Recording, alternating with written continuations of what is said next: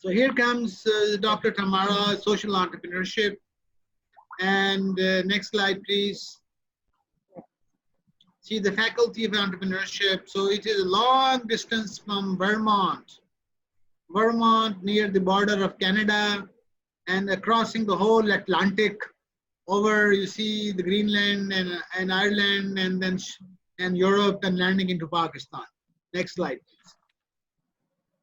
And this is a place, what is this, Tashkeen? So these are just a few shots from Vermont where she's living. So this is Santa's land. If she's ever been there, Dr. Tamara, have you been there, Dr. Stenn? I have, and that's actually a tourist attraction. It's sort of in transition. I think maybe new ownership, it was having a hard time, but it's really cute. People can go and visit reindeers and visit, it's like a little petting zoo, and there's Santa Claus, and it's for the summertime. So we have a lot of tourism here in the mountains in the summer and the fall. It's actually not open in the winter, but kids like to come and, you know, see Santa during the off season. Next slide, please. So this is also one of the shots from her sitting. So that's the fall. That's probably October, right? Where it's getting all the trees are good in color. And this is her very beautiful campus. Yeah, this is the campus? Yes, sir. So I'm in the basement of the building to the back building that you see. Like if you follow that little colonnade down, I'm in the basement of that building. That's where all our entrepreneurs are. They keep us in the basement. Next slide, please. This is also a shot of the campus, sir. Very beautiful campus. It must be very cold in winters. It is. We'll have, you know, a good foot of snow all of the time. This picture looks like it's about April, no, I guess it's still fall because there's leaves down. So maybe it's like November, but the grass is green. I don't know. This is an interesting picture. Next slide, please. So that's it, sir. So once again, something special about this lady is that she volunteered for like 6-7 hours of intervention into our undergrad students. Emma Zairsa, she volunteered to teach for 7 hours, around 7 hours or 10 hours, I would say, extra time. And she taught something very different. And she was not talking about making money. She was talking about amazing things. I think she will explain on to that. So I think this is one of the most important talks in our international entrepreneurship school. And she is a believer. She is from the Jewish community and believes in Moses. And it's our belief that Moses was a great person. And we are cousins, actually, Dr. Jamil. Tamara is my cousin, and we have relatives in blood. And we respect her a lot. And she has 2 young kids. And you know, Dr. Jamil, both of them 18, 19, 20, they're making money. They're working hard. One of them is doing cleaning. And so everybody is earning, making money, contributing. And she's helping women in Bolivia and South America. She is working in a university for differently able people. And she spends a lot of time in this. So there's so much to learn. And I may God bless her a lot, and may God give her a lot of wisdom and a lot of happiness. And so over to Dr. Tamara. Thank you very much. Okay, thank you very much. Thank you for that fantastic introduction. I'm going to set my timer here so that we have room for questions, because I'd love to hear from everybody. What I'll be presenting is a tool I created called the Sustainability Lens. Just looking to see, no, I don't have my book, but it's a tool that I wrote about in my book. I gave, you'll see on the slides, there's a link to a folder that has a chapter from the book and a paper that I wrote also that you can access for free. So part of the things that we work with in the area of sustainability is solidarity economy. So the idea of, yes, I'm giving, you know, classes, right? I'm giving, you know, 7 hours of my time to teach classes here, but that's kind of part of the idea of reciprocity and solidarity economy, where we look at what we have and opportunities as more than just a monetary thing, right? So by being able to connect with all of you, yes, I'm not being paid anything, but what I'm gaining is amazing social capital. What I'm gaining is the connection with other people around the world, you know, different projects, things that you're doing. We get to share in this different way of looking at things. And, you know, in the long run, you end up with more wealth through that than just looking at how much are you going to pay me. If it's not a big enough contract, I'm not doing it. Right. So it's a different kind of mindset. It's a mindset of working together and working with instead of working for. Right. And also in the full realm of reciprocity, I'll have folks from your end coming and talking to my students in the fall. So that's going to be really fun too. The other thing I wanted to talk about that was really interesting is as we're seeing all these biblical connections, you know, with the work that we're doing, a lot of the work that I do also has an indigenous base. So I go look at, you know, how did we get to where we got today, right? As a human race, as people living on this planet in complex societies, right? Our ancestors had to have done something right or else we wouldn't have been here, right? They would have died and we wouldn't be here. So learning from the ancestors, I find, is a really great way to think about how we can continue moving forward because they had systems and ways of thinking that worked, that enabled their generations to live for thousands of years and to get to where we are now. So looking back to indigenous peoples where those original knowledges and thoughts, and also the biblical ways, you know, preserves those ways of thinking that enabled us to be sustainable and to be here. We've now recently adopted a lot of ideas very quickly that are proving to not be very sustainable. Right? So instead of trying to, you know, what's broken, look at what's always worked. So you'll see that when I start in some of the people, you'll see how indigenous knowledge plays into this, and the indigenous knowledge is very complementary or very similar to the biblical knowledge. Right. And that was one of the things that I thought was really interesting. You know, as a Jewish person, I didn't find a conflict with indigenous ways of thought because it was complementary, you know, because it's all about our ancestry, right? And how we think about our lives, how we get together, how we move forward, and what's important, right? One of the things that I love, and I think you also have it in the Quran, is the idea of like every 7 years, every debt is pardoned. I'm not sure if you have that or not. That's part of Israeli law, which they don't follow. Not here, yeah. Yeah, So it's different, yeah. Anybody who repents, he can get pardoned off. Anybody, the condition is he just needs to ask repentance. Okay. Anybody who can do it, he can just say, "Oh God, I'm sorry," and that's he can say that. And yeah, God encourages repentance. Yeah. In the Hebrew tradition, let's say I'm a wealthy landowner and I just lent you some money to open up an entrepreneurship center, and you're paying me back every month, and 7 years has passed and you still owe me money, you're pardoned, right? Okay. Because that goes back from the Jewish interpretation of some biblical elements. Okay. So, and that's kind of cool because what that does is that helps create more equality. So then you don't have these powerful people that own everybody, right? Where there's tremendous debt and they have wealth and there's not an even distribution of resources, right? But anyway, what I'm going to do is jump into the presentation now. Does that sound good? And I appreciate the introduction. And my goal is to leave us with about 15 minutes at the end for question and answer. And you can also always email me, and you can always LinkedIn. I'm on LinkedIn. So I'm going to go do a screen share now and then go through the presentation and then come back and answer questions. Sound good? Yeah, yeah. All right. And I'll also be kind of looking at the chat a little bit too, but probably not until we start the questions. Okay. All right. So here we go. All right. So here we have my information about myself. Okay, again, so if you want to get in touch with me, I'm at Landmark College, that's in the United States. Okay, and my LinkedIn, right? So it's Tamara Stenn is how you would find me.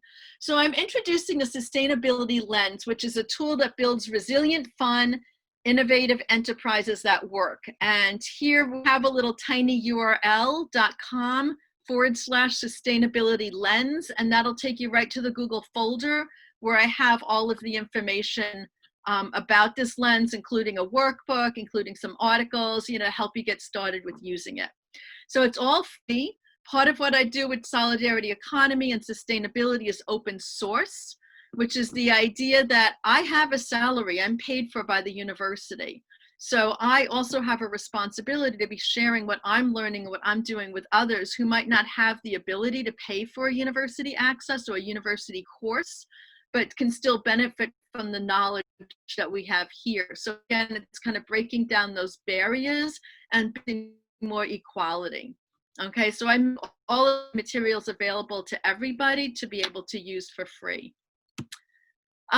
So what we have here is a lemonade stand, okay? And this was Tamara, something, this was great. Can you share the screen again? Some people are not able to see. I'm seeing it, but some people are complaining. Taskin, are you able to see the screen? I'm able to see the screen, sir, but I'm able to see only the first slide. The slide has not switched. So can you do it again, please, and go into slide mode, please? Yeah. Yeah.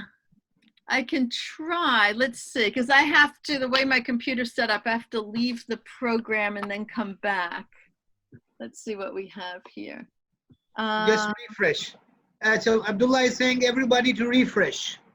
So maybe it will work. Let's see. Oh, on mine it says the sharing is paused. Hold on, let me get away from this. This might be easier because I have it put onto my bigger screen. You are using enhanced encryption. Let's see. I'm sorry for the disruption, but no, resume share. Here we go. Okay, how about that? That should be better. Yes. Okay, so it's my end. I'm sorry, guys. That was me. Okay. This is fine, but Dr. Stenn, the slides are still not on full mode. You need to go to the use slideshow. There's an option right over the top. Oh, use slideshow. Got it. Okay. Yeah. Yes. Yay. All right. Sorry, guys. So here we go. Okay. So here's our tiny URL. Here's our lens. Everybody's good? Yes. Okay. Excellent. So here to get started, and this was great. This came from the class that I taught, and it's a great way to introduce what we're doing. So here we're starting with a traditional business, right? We have this little startup. We have a lemonade stand. So this is based on a business that exists in my community. And it's a couple of folks working very part-time, 6 hours of labor, earning $15 an hour. That's our sustainable wage. That's not a minimal wage. It's a little higher. Selling lemonade. Okay, they sell at a local farmer's market. They have a little stand. They squeeze the lemons and add maple syrup, which is like a local product, and sell it to people that come to the market. Okay, they sell about 50 lemonades an hour for 4 hours, a total of 200 lemonades, charging $4 for each beverage, which here is kind of a medium to normal price. And so they make $800, and after they pay for all their costs, they end up with $475 in their pocket, okay, after a few hours of work. So looking at this as like a base, and what I'm using here as this framework to hold the business in is called the business model canvas. So that's also something that was developed by a graduate student. It was done on the Commons. So the idea that everybody can share and use this around the world. And that was fantastic because now we all have this universal business language that's very accessible, and it's done in a design thinking style. So I'm assuming most of you are familiar with the business model canvas, but in case you're not, what we have in the center is the value proposition, which just explains what is your product and how does it work, like how is it different than anything else. To the right, you have customer relationships, which is how you manage your relationship with your customer after they've purchased something. Your customer segment is who's buying your product very specifically. The channels is how do they get it.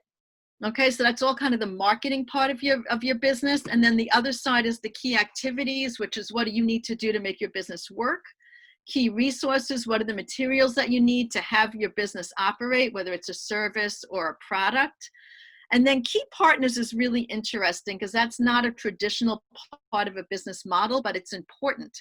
And those are people that are outside of the scope of your actual company that are still very important in helping your business to run. Okay, then our cost structure is how much does everything cost, and then our revenue streams is how much are you going to sell it for, right? And where are you going to make your money? So this is a very traditional, basic business that's balanced and works and is built into the business using that business model canvas. Good? So what we're going to do now is we're going to look at, well, what happens if we take this lemonade stand and put it through the sustainability lens? How can this business change to be something more sustainable? Okay, and how do we even understand sustainable? Because right now, the return on investment, 475, this business isn't going to go away. It's a viable business, right? They're making enough money. They're selling enough product, at least on paper, it looks good. But how can we make it better? Good? So the next slide we're looking at, when we look at our sustainability lens, up at the top, we have resources, health, policy, and exchange. Okay, so we have these 4 different areas. And what we do is we use these 4 different areas to look at the business model canvas. And as we look at the business model canvas with the sustainability lens mindset, we're going to start seeing tremendously new possibilities of more that we can do with any business to create more resilience, more fun, more sales, okay, more innovation. So what I'm going to do is explain these 4 different quadrants, how they kind of came about. And they came about from 4 different processes. So one of them is Summa Kamana, which I'm going to talk about right now. And that came from Latin America, where I've spent 25 years of my life living and working in Bolivia with the indigenous peoples there. I've been very lucky. And I've seen the development of Summa Kamana from, just a sort of backwoods idea, that was just sort of percolating through different leaders in the countryside, where it actually came forth and became part of a huge government organization and was even adopted into the Bolivian constitution and then shared amongst the Andean nations. So Ecuador, Colombia, Peru, all have Summa Kamana now in their constitutions.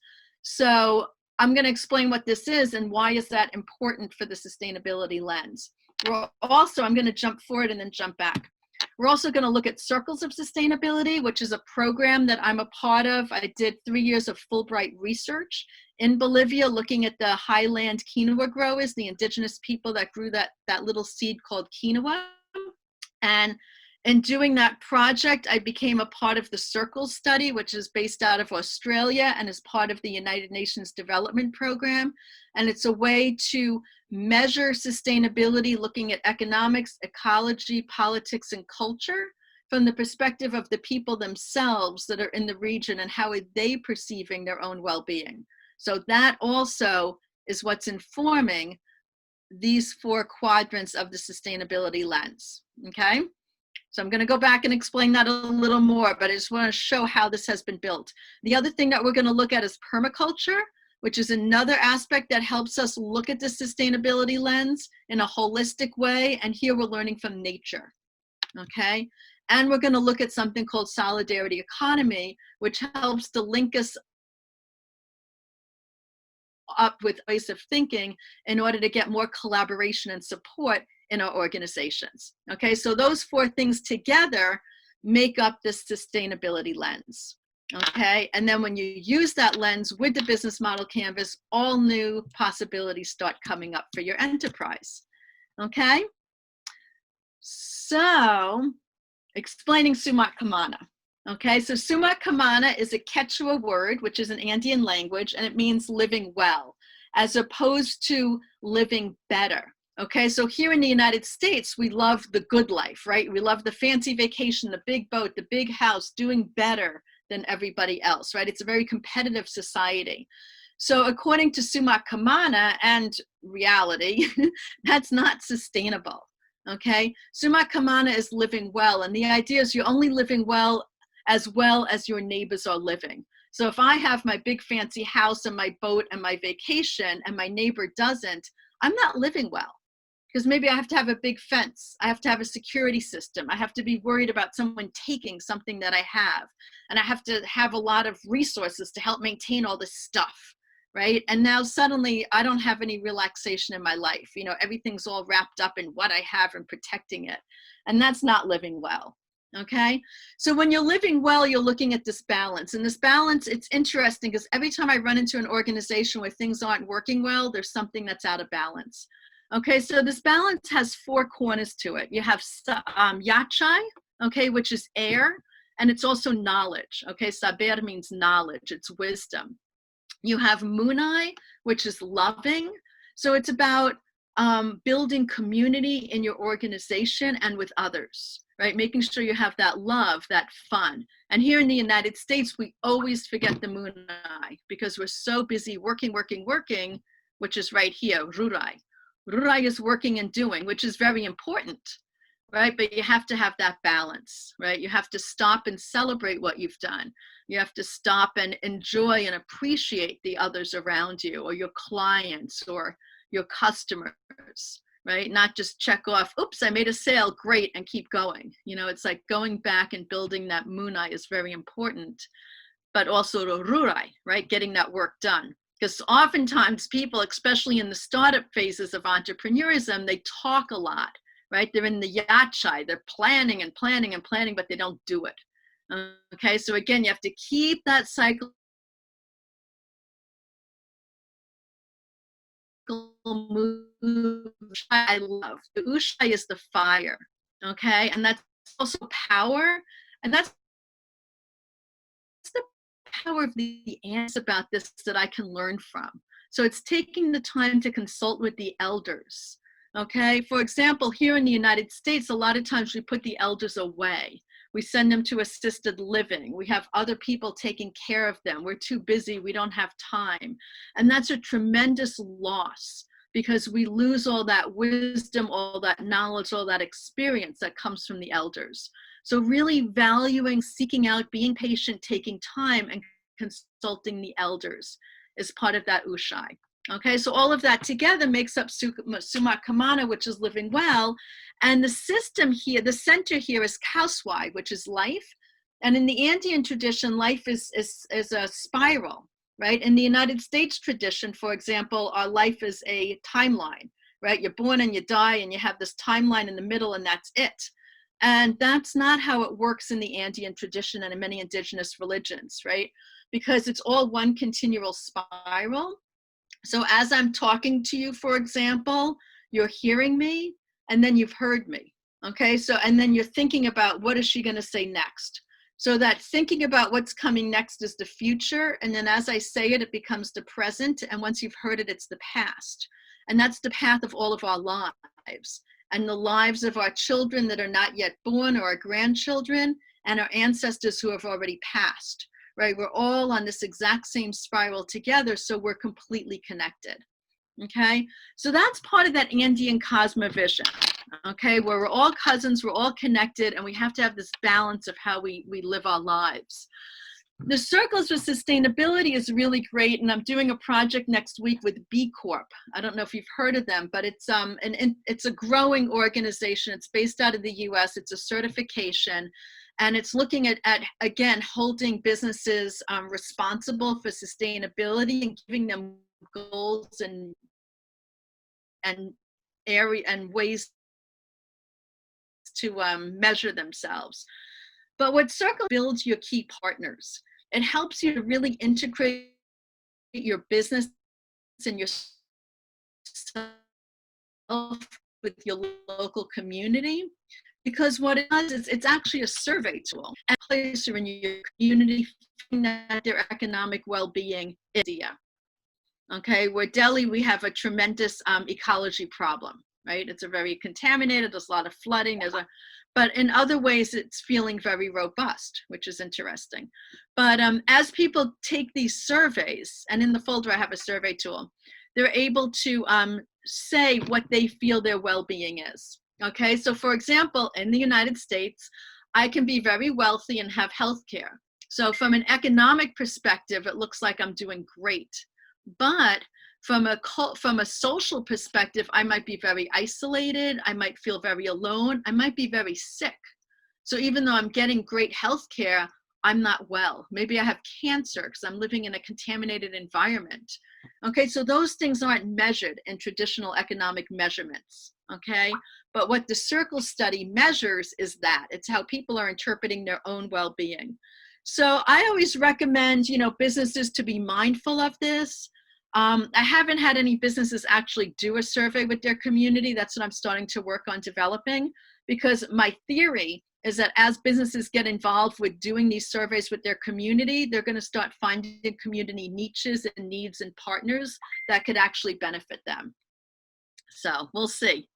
Anyway, so as you're running your business, you want to be mindful of these areas. And there's like tiny little language here that explains what they mean, but there's also a link in the folder that takes you to an entire website that explains this more, okay?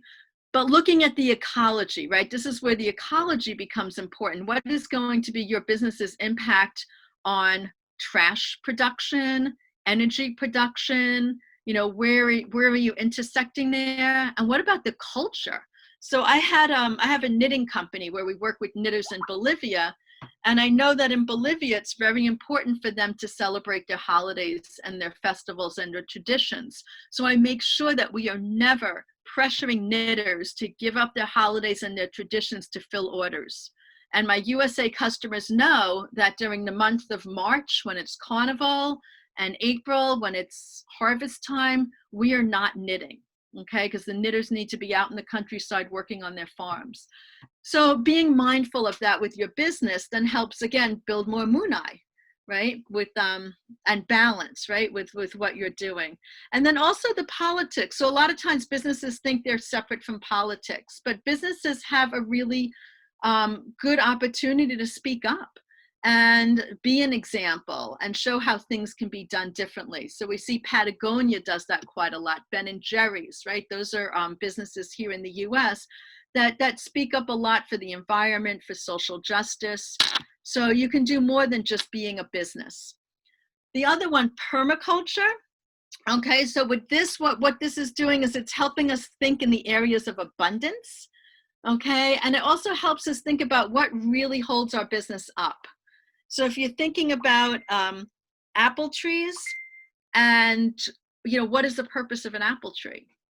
So some people might think, well, its purpose is to produce apples. Why is it producing apples? Well, because there's seeds in there and the seeds can grow and become another tree. So it's regeneration. So maybe the purpose of the tree is to regenerate, to have, you know, more apple trees grow so that there's always apple trees in the world. So if we think about that, then all the tree needs to do is make one apple, right? But it doesn't, right? It makes many, many apples. And in the process of making the apples, it can't do it all by itself, right? It needs to have bees pollinate its flowers. It needs to have the soil be enriched so that the roots can absorb the nutrients. And that can come from the leaves falling and turning into mulch, right? And having worms and insects eat up the leaves and turn that into nutrients and food for the tree. And then the tree needs to generate its own energy, right? So it creates these leaves through the nutrients from its roots in the soil, and then it uses these leaves to transform the energy from the sun into more food for the tree, so it can then grow the apples and the flowers. So it has this self-generating system, but it's completely reliant on outside sources. And why would anyone on the outside want to help this tree? Well, the worms benefit from it by getting energy for themselves. The bees benefit from it because they get nectar from the flowers, so the tree is giving as it's getting. And then in order for, the tree doesn't want 100 trees just growing right around itself because they'll crowd it out. It won't be able to live. It needs the trees to be further away. So it needs someone to help carry those apples further away and plant them elsewhere. And that's where the fruit of the apple becomes important. So deer, people, anybody can go and eat apples and then scatter the seeds somewhere else. So the tree is giving and the tree is getting. Okay, so you want to think about that with your business. How can you give and how can you get and how can you work in abundance? And not even think about your narrow bottom line, but just think about the entire ecosystem of your company. So if you're thinking about what's the roots of your company, right? The roots of the tree is what hold it up. Like without roots, you have no tree. Okay, so your company, the roots of your company are your customers. A lot of times people don't realize that. It's your customers. Without your customers, you have no company. Okay, if there's no one buying, engaging, using your services or product, you're a tree with no roots. Okay, so now the trunk, right? The trunk holds up the tree. Okay, the trunk is what keeps everything else moving, all those energy systems working, the flowers, the leaves, the apples, right? Without the trunk, you can't get anything produced. So in a business, the trunk are your workers. Okay, without workers, without people being able to provide those products and services, you have nothing to offer. So being able to value that, to recognize the importance of having a strong root system, a strong trunk, okay, and then looking at the leaves, what can the leaves be, right? The leaves can be regenerative, they can be creating energy. You know, what are you doing with your company? I'm going to give you examples at the end of this presentation of companies that are being regenerative, that are putting on solar panels and putting on wind farms and using extra heat from their production to recreate other systems of energy just because they want to, right? They're working in abundance. They have a larger solar grid than they need for their company. So they're partnering, for example, with local community and giving energy back to them, okay? So leaves, you want to think about energy, right? Regenerative, how can you do more? The flowers, right, are kind of, well, you need the flowers in order to get the apples, right? So it's kind of looking at what are the processes that you have within your company, right? How are you building those products or getting those services? One of the things that's nice is as a business owner, you have tremendous power because you are making decisions that can affect many people's lives. Where you buy your products from can really impact how products are made. Okay, we're going to go back and look at the lemonade stand and see what that means. So the fruit also, the fruit is what you're offering, right? So how can you offer something that's going to be the best for everybody, right? And that can be shared in many different ways. So some of that is working in areas of solidarity economy where people are not just purchasing your fruit for dollars, but maybe they can do it for trade, they can do it for barter, they can do it on a sliding scale suggested price. Okay, maybe there's other ways that you can get that product out so everybody has access to it. And then your compost is the fallen leaves, right? So what kind of byproducts are you creating? What things are you not using that might be really helpful for other people? For example, at home, we have a project right now where we're going through family photos. We have so many family photos. And so my husband went and asked the local shoe store, do you have extra shoe boxes for us to put photos in? And they said, yes. So we picked up 12 shoe boxes and that was fantastic. So that's kind of like compost, right? It was something the shoe store didn't need and they gave to us and now we're using it.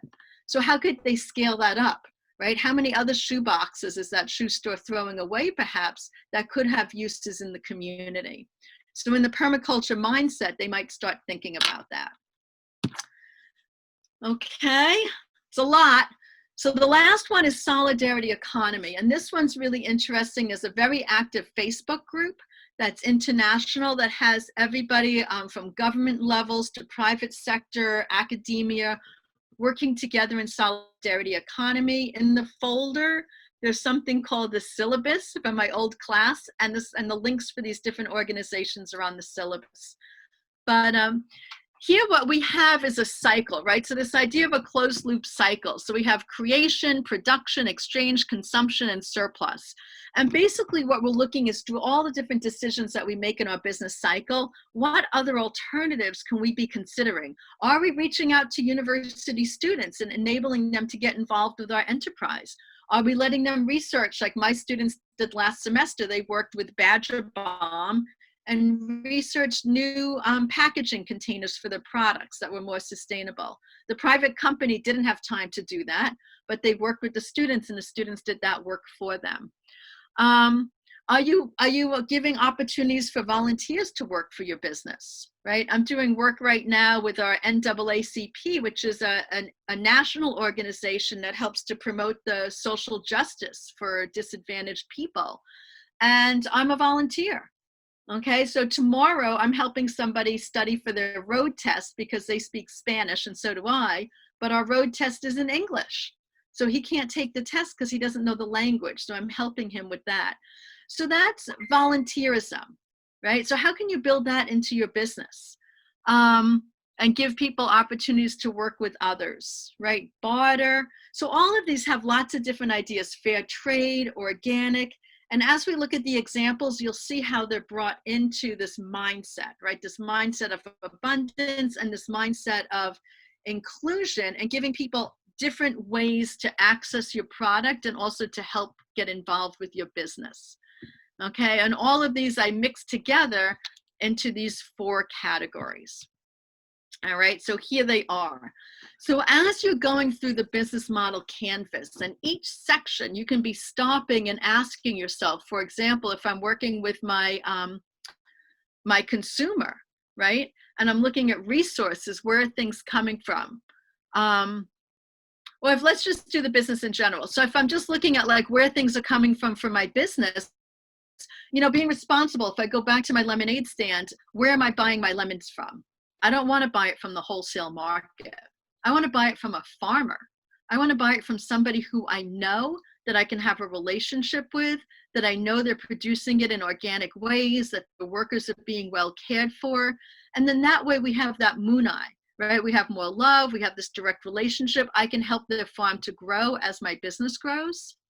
Okay, I can get involved with them more personally because I know who they are. I'm not just buying it from a wholesaler in the market. I'm buying it direct from the farmer. The farmer can make more money. I can maybe have some savings, or at least pay the same price as wholesale because we are left less markups in that supply chain. Sometimes that's not possible, right? Sometimes we have to buy from distributors, but hold those distributors responsible for what they're distributing. Is it fair trade? Is it organic? Are the people who are extracting that mineral, that substance, that chemical, are they being treated fairly? And if not, how can you find something that's better sourced, right? And if it doesn't exist, well, how can you help it to exist?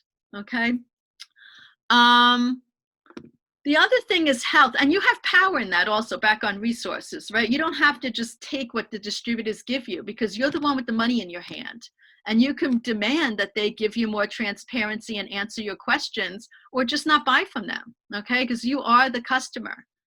The other one is health, right? So with health, we're looking at how can we have people participate in our business. I was just on a call yesterday with some academics in New York City, and they were talking about how in their training programs, they have the students write the exams for the class. And that's participatory democracy, right? That's passing the power. And they found that the students actually made better exams than the teachers did.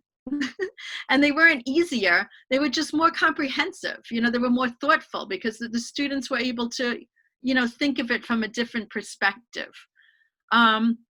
So a lot of times with businesses, we think we have to be the boss of everybody, but instead of working more collaboratively, it's a lot more fun and it's a lot more rewarding.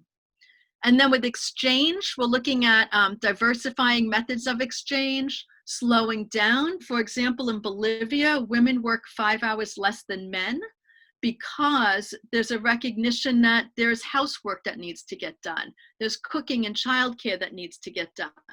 So a woman's legal official work week is 5 hours less than a man's because they have extra work to do. And you would think, oh my gosh, that's going to kill their economy. How can we have people working less? But actually, the Bolivian economy is growing at 5% a year for the 10 years that Evo Morales was president. And he was the one that put these kinds of programs in place. So slowing down isn't always bad, right? A lot of times we think, oh, we got to grow this business so fast. And then the last one is policy, right? Setting the example and being the change. So modeling and advocating for sustainable standards, right? So being proud of what you're doing and let people know what's going on. And especially in this time and age of social media, it's so easy to share stories and to give information for customers to engage in and help share it with others, okay? So if we take a look at the sustainability lens and throw it onto that business model canvas, it gives us new ways to look at our key partners, our key activities, our value propositions, okay? And I'll let you guys just kind of look at that on your own. You'll have access to this PowerPoint, but a lot of it are things that I've already said, okay? But this is a nice little, you know, map to use when you're back with your business again. You're like, what did she say? You can just go here and look. It's like a shortcut map to help you get these ideas. As you're following these ideas, you automatically start hitting the Sustainable Development Goals. And that's pretty cool because that's really creating a universal language, having these sustainable development goals. And it's also an opportunity where you might be able to get more sales, grants, funding, support. You can be working with others on achieving some of these goals. So by using the sustainability lens, it automatically starts pushing your business in the direction where you're going to start having these goals met. So let's go back to our lemonade stand, right? Here is our lemonade stand before the lens, right? We made lemonade, great. Now we throw the lens on it, and this is our new lemonade stand. So if we look at the things in green, what did we add now that we took this sustainable mindset? And thank you so much, students from last week, because you guys are the ones that suggested I do this. And it was a great exercise. Okay, so suddenly now we have a tremendous amount of key partners. What? We now have the citrus farmer. We now have a community college, and this is built in my community. So these are my organizations. But we now have a community college that's there helping to do a sustainability assessment of our energy use, okay? We have a development credit corps. Okay, so now suddenly we're linked in with the local development community because we can become a success story that the local credit company, they're in charge of business development in my town. They can say, look at this great lemonade stand that's part of our membership, okay? And so now I can start becoming a membership. I can get access to training from them. They can help me with bookkeeping. A lot of it's free, or I might pay a small membership fee, but it's giving me more backing as a business and more support. I also have Vogue Rehab. So what Vogue Rehab did is it helped me to hire people who have disabilities that need to be able to build job skills and have jobs. So some of these people I'm bringing on as volunteers so that they can build skills. And some of them might already have a good skill set, so I can just hire them. Okay, so this is great. Now I'm expanding out what I'm doing to build more resilience and sustainability in my business. And I have Vogue Rehab on my, backing me up. And then they can cross promote what I'm doing. So their own people and say, hey, go buy lemons from this lemonade stand because they're hiring our people. And people are going to go and do that to help support that work. I also have the Good Earth Institute, which is a really interesting nonprofit here in my town. And they take urine, like human urine, and they turn it into fertilizer. So great, they're doing this work. So, and I know where they're located, and they have this big space in front of their building with nothing in it. So I said, let's go plant some mint, right? Mint is like a little herb. We can go plant some mint. We'll fertilize it with their fertilizer. I'll have the Vogue Rehab volunteers work there, and we'll put the mint leaves in my lemonade. So now my product is different than any other lemonade out there, and it's organic, it's local, it's made with herbs from the Good Earth Institute. So I'm helping to support that organization, and then they can support me. They can say, look, our fertilizer is being used for this mint in this lemonade, right? So it becomes like a really nice friendship. Robb Family Farm, I'm now buying my maple syrup from a local farmer down the street. Wheelhouse Pottery. So instead of having throwaway cups, I now have ceramic cups handmade by a ceramics organization in my town. And I can buy them and then offer them to people at the lemonade stand. And I can even invite the pottery people to come and share my stand with me. So you can buy lemonade and pottery at the same time. And then they're going to cover half the cost of my stand. So that's reducing my costs. We're going to attract more customers because we have a very unique, different product. And a lot of people might just be buying my lemonade because they want that cup. Okay, so that's cool. So now it's expanding again what I can do as a business. Time trade is a way that I can sell product for time, okay, instead of money. So I can give people time credits, and then they can do things for me. They can go and fix my website. They can go and post some social media. They can go and take some publicity photos, and I can pay for them with time. And then they can use that time to go and get lemonade, okay, or any other kind of service. And also I can accept the local currency in my organization. Okay, so again, I'm expanding the different people I'm working with. They can all support me because I'm also supporting them. So my key activities, I now have this mint stuff going on. My key resources, I now have these reusable cups, right? My value propositions, I have all kinds of stuff going on here, right? I have jobs and cups, and I'm giving back to the community. I'm helping others. Everyone's going to want to buy my lemonade. right? So now I'm outsmarting the competition. I have a product that's like no other, okay? My customer relations, I have all these great stories I can talk about on Facebook. I can have a blog, I can have cross postings. Now I'm getting this huge, robust community around myself. My channels, how people are going to get my stuff. Well, I can give coupons because my Wheelhouse Pottery people can be cross promoting my product and say, you know, buy my mug and here's some coupons to get some lemonade. They can pre-buy those coupons from me, so I'm not losing any money. I can gift coupons, right? People can pre-buy coupons from me online and give them to their friend for their birthday or, you know, whatever. And I can be cross-selling through other people's channels, right? So I'm now no longer just at the farmer's market. I'm all over the place because my key partners are helping to cross-sell my product. And it expands my customer service to include all of their customers as well. Okay, and all this has happened just because I thought differently. I didn't really spend any money, maybe a little bit of time, but I just kind of thought differently. And now I have this huge, robust, integrated business. It's really fun. I got all these people working with and for me, and I have all these huge options on my cost structure. I've opened up everything that this company can do. I can scale it. Okay, I can get an electric vehicle to transport. I can put together a truck. I can have a whole series of trucks. I can become a franchise. I can do catering services where people will come and like hand make the lemonade live right in front of you. Because I want to think about right now, I started with a business that worked at farmers market. That's only 4 months out of the year. Then what? I have no business. So I want to be thinking about how can I diversify, expand, and scale. And by becoming more integrated in the community, this scaling makes more sense. Right? And then I have all these huge new options of ways to sell my product, okay? And huge new ways to be able to continue to be generating more and more income from my business. So I'm not losing money, I'm actually gaining money, okay, by reaching out more into the community. Good, I have about 2 minutes left. So after I've done all of that, I went back and looked at the Sustainable Development Goals. Well, what did I do? Well, look at that. I created good health and well-being, right? I hired disadvantaged people. I'm giving people a locally made healthy product. I know the farmer that grows the lemons. I'm doing affordable energy because I got some solar panels out there. I'm going to do my decent work in economic growth. Business can scale. I don't only have to sell at a farmer's market 4 months out of the year. I can sell everywhere. I'm getting a lot more opportunities. I've reduced inequalities because people who are low income can still get my product through gifts and through the generosity of others.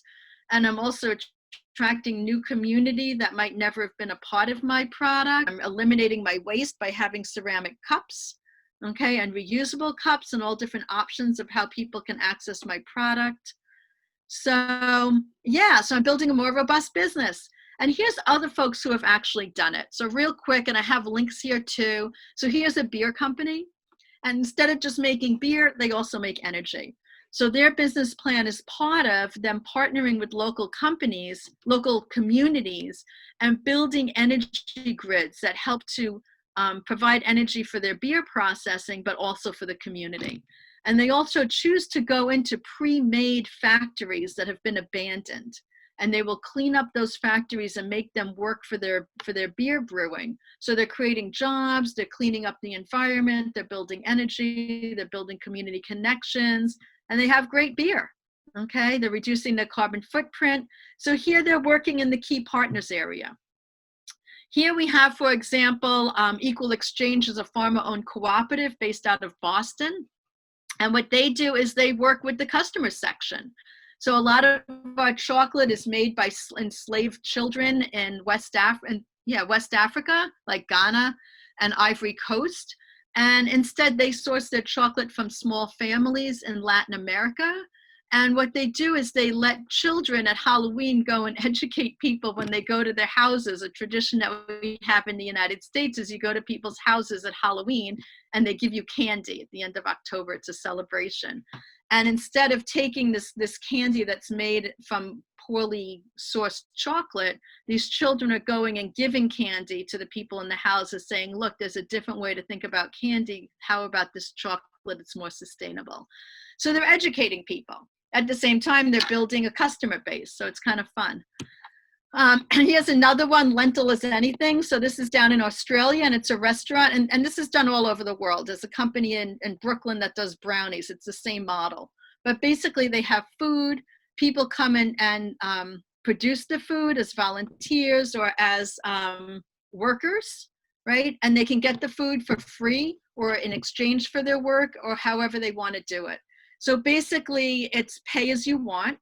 An average lunch, let's say in Australia, costs about $12, and people know that. So they can go in and get a meal and pay $12, or they can pay $20 if they have some extra money, or $5 if they don't have that much money, or nothing. And everybody gets a meal. And what happens is at the end of the day, when they add up all their money, it comes out to be an average of $12 a meal. So it kind of sounds like magic, except this happens all over the world. Other businesses that follow this model, they find that there's this idea of like abundance and giving and getting, and it happens in balance. So, that's something else to think about, right? And here we're looking at the cost structure and the revenue stream. So they reduce their costs by having volunteers, so they don't have so much overhead already for salary, but then they also make the product more available to many, many people. So they're able to continue to work on sort of that leaner model. But it's been successful. They've scaled. They have 3 restaurants now, and they're doing okay. So the last piece I have here, this is a little bit different, and I'm just going to hit it for 1 second. But it's just kind of thinking about you as an entrepreneur and your own entrepreneurship journey. And I just want to kind of bring that, on the personal level, because as entrepreneurs, we're all different. And as we go through the different stages of entrepreneurism, there's different skills that we have that may be relevant or not, and just being mindful of yourself, right? And where are your strengths, where are your own personal weaknesses in running a business? Like, I'm great at ideas, I'm great at networking and meeting with people and putting things together and getting it organized, but I get so bored maintaining that business. So once I get a business up and running, I know that I need to get staff in pretty quickly to run that, because I don't want to run the business. I want to develop it. Okay, so I know I know where my strength is, I know where my weakness is, and other people really like the day-to-day. They don't like the development part because it's scary, it's unpredictable, they don't know what's going to happen next. It's, so some people don't like the business development. So the idea is with entrepreneurism, it really is a team project, and a lot of times we don't think of it that way, but I want to challenge you to change your thinking. And then that's it. So thank you so much for listening to me. And I'm going to open this up for questions now, and I'll stop sharing my screen. Wonderful, wonderful. And once again, this is Dr. Jamil. Look at the concepts. And I dare that I'm there that in business schools, we are far away. Our universities are far away from this concept. And I wish that this is widespread into our academics right from class 1, right from class 0. And each and every girl and boy is trained on this. And in our religion, Quran, you know what Quran says? Bismillahir Rahmanir Rahim, Dr. Tamara, Quran says, وَمَنْ أَحْيَاهَا فَكَأَنَّمَا أَحْيَا النَّاسَ جَمِيعًا. Anybody who helped one person, anybody who gave hope to one person, he gave hope and helped the whole humanity. He helped whole humanity. So these concepts of sustainability and concept of help is so powerful. They trigger waves of. So the question is, Khurram is saying very informative, and Rizwan is saying kindly share the tiny URL. And there's some people who have raised their hands. Dr. Jamil from Abbottabad. Abbottabad is a city in the north of Pakistan. It's a hilly area and mountains, and it's a bit cold there. So Dr. Jamil, quick question, sir. Thank you very much, madam. You have done a very great presentation. And first of all, thank you very much and appreciation for wonderful presentation. Your words were basically near to our hearts. And I also work on these areas. Just I am interested to know that what is inside these the 4 circles of your sustainability. I mean, what is the driving force where you these circles are derived? Right, and that was a great question. I answered that, and it's fun because right now I'm putting together a game. I got some funding from a foundation. So again, it's all about that solidarity economy. So I have a large corporation has a foundation, and they've given me money for free so that I can further develop this lens into a game and an app. And then I'm using Fiverr, right, which is a crowdsource application to find somebody in India who's going to create my app, and find someone from Venezuela who's now living in Australia that's going to create my game, right? So this idea of this collaboration. But we're just talking about that, and what's in the middle is possibility, okay? And I purposely keep that middle blank. It's kind of black, I think, right now. So it's the idea, it's everything that can happen. Thank you. Great. Noman Yusuf. Noman Yusuf is from Karachi, on the southern part. Yes. Hi, hope you're doing well. Thank you very much for a very informative session. Can you hear me? Hello? Yeah. Carry on. Yeah, Mr. Mara, I was saying that, it's very informative, but there's this dilemma that when I'm very fond of this sustainability culture and all, but as an entrepreneur, I want to make money as well. But when I look at through the sustainability lens, I don't know, the charity part comes over, takes over, and I don't want to make a lot of money out of it. So how do you balance both, making money as well as being sustainable? So it's a kind of a dilemma that if you're making a lot of money, so you feel a bit guilty about it. How do you overcome that? Right. So what a lot of large organizations will do is they'll set up a foundation, right? And there's two benefits to that. One is you can, funnel off some of your money into doing something to give back to the community. And there's also in the United States, and I'm sure in many countries, there's a tax incentive for that. So they're able to write off some of their costs by having that foundation. But that's one way to be able to, help diversify some of what you've earned. There can be buying programs, give back programs. I have a cooperative that I started with farmers in Bolivia for the quinoa products. So collectively, we sell shares in the company and people purchase ownership in the company. And then that's the money that we use like for startup, like where can you get startup funding from if you don't have, excess earnings yet. So, like with the lemonade stand could be, to start, the initial investment was very small, but then you can continue to reinvest in the company to help it to grow, right? I started my sweater company that at its largest, it was never very big, but at its biggest point, it was worth like $50,000. And I started it with $1,000 that I got from selling my car, in order to purchase the first set of inventory. And then I just kept reinvesting and growing it. But as you grow it, you can add in. So you don't have to do the whole sustainability lens at once. You can start adding in different pieces, but having that open mindset for opportunities that can come your way. And a lot of them don't cost money. Like I'm part of a barter network, and I can trade sweaters for trade show booth materials, which are very expensive. And so are my sweaters. So it works out really well. So, but without that barter, I don't think I could have invested so much into getting beautiful banners and things like that made. So yeah, it's just kind of keeping that mindset, looking for opportunities, but balancing that bottom line. I think very right. We have to do small things. Noman, keep on introducing small steps. Use the burden and effectuation theory.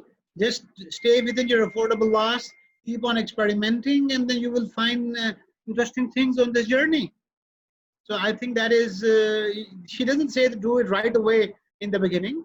As you do, keep on doing experiments, and then you will keep on finding interesting things. So any female participants? Filza, you have a question from Multan? Any comment? Any comment? Any interest in these? The session has some biblical roots. Dr. Tamara has been looking into the Bible things coming into her research, and as I told her about that, we are also working on the life of Jesus and Moses, how they lived a sustainable life, and one stick and one piece of cloak was enough for them. So any question coming up? Any hand raised? I can put up a Yes, comment. Filza. It was so good to listen to you. Thank you. And in the same way we work here, like I work for a social enterprise, and initially it wasn't, I had not thought I'd turn it into a social enterprise. By then, like 7 years back, the idea, the concept of social enterprise was not very, common or familiar in Pakistan. But later, Sorry. Okay. no problem. Sorry, But no, it's okay. But now that, I work with women artisans and I used to give them my work to make. Mhm. Now I've trained them in a way that I don't have to do any effort. They make whatever I want and I buy it off from them. That's So fantastic. it is pointing out to the one of our class fellows who was saying how to make it sustainable, and then the charity point. Now that they're trained, now I don't go through the effort of making the product and going through the vigorous cycle. I know, I said, come on, you make it as beautiful as you can, I'll pay you as much as you want. So that's how we're sustaining the whole system. They're making money, so am I. Great. Dr. Tamara, a quick Yeah. question from me. How did you connect with those women in Bolivia?